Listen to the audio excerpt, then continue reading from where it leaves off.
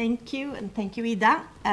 Colleagues, it's wonderful to see you all in the same room after the last couple of years. I will be quick, but I want to tell you a little bit about ongoing reforms, labor market reforms in Sweden, and the role of VPL that is foreseen linked with this reform. So this year, our government decided on what they call an historic, the biggest reform, labor market reform in Sweden in modern times. And it's a transition package to improve flexibility, adaptability, and security in the labor market. And there's three parts to this reform. It's reforming labor laws. I'm not going to go into that. But then there are measures for transitions and skill support for workers, and there's also a finance scheme for transition and retraining for workers. I don't think I need to say that much about why this is happening, because I think we all recognize the things that is going on in all our countries. Green transformation, digital transformation, et cetera, et cetera. So all these things are, of course, why this reform is happening. One thing that is important to point out, that the basis for these reforms comes from proposals from the trade unions in Sweden and private sector employers. So this is really driven by labor market actors and social partners in Sweden. When it comes to the transition and skill support, this will be provided to individuals, to workers, both that are actually employed but need re- and upskilling, but also for workers who perhaps had their employability, their contract terminated and are in transition. So we have transition organizations in Sweden that is jointly owned by the social partners.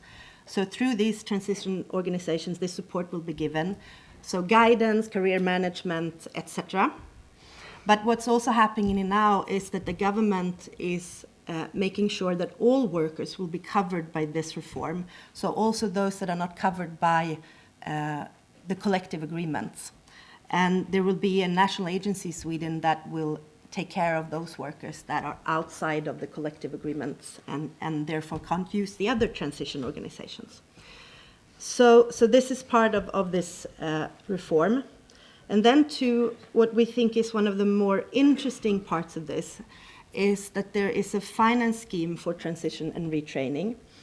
And this will be made up of a new publicly funded student finance scheme that targets these workers. And it's there for retraining, etc., for them to strengthen their position in the labor market. At the basis for this student financing, which is then based out of both grants and loans, so everyone in Sweden who has worked for more than 8 years, they will be given the opportunity to study for up to a year using this student finance scheme. And the whole idea of this is that it's a rather high level of grant, and then you can top up with the loan part if you would like. So most workers that use this scheme will have up to 80% of their salary covered by this scheme for then up to this year.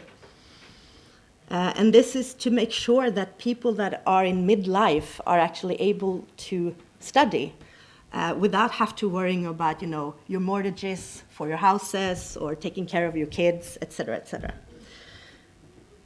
So those are the two big things when it comes to re- and upskilling that is included in this reform.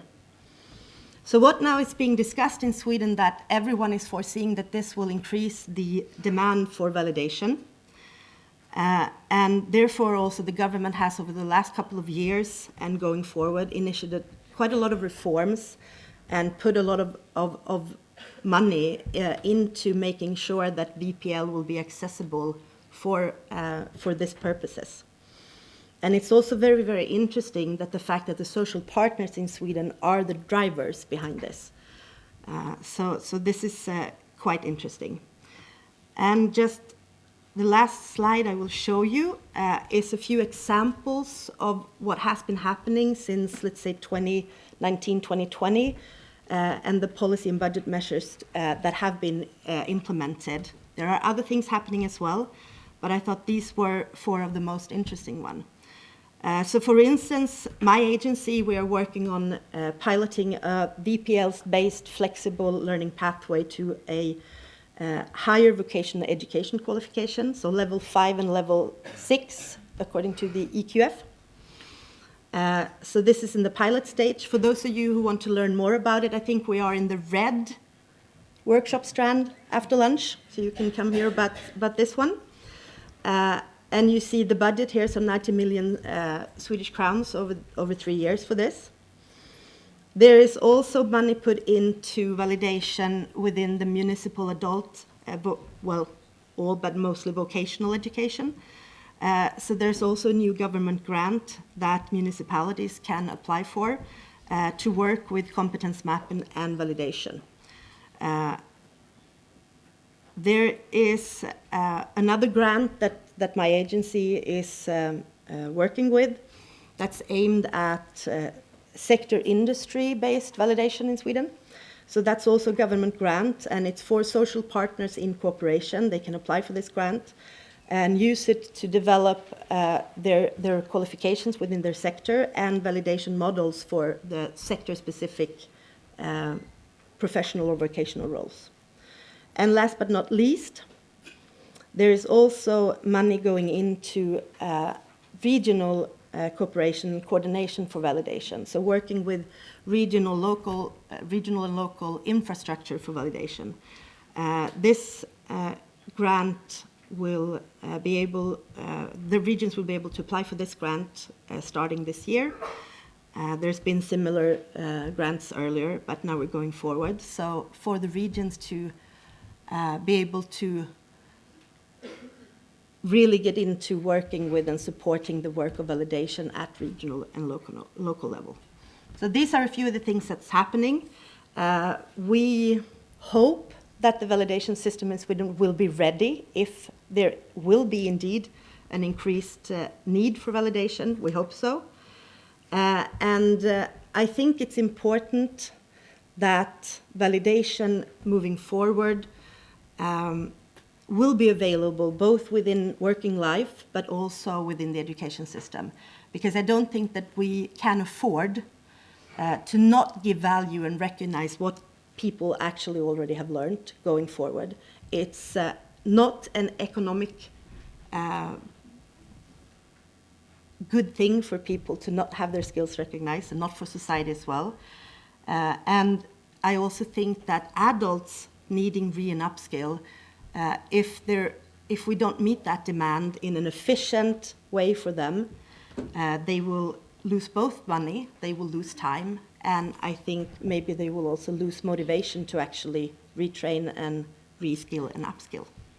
So with that, Ida, thank you very much.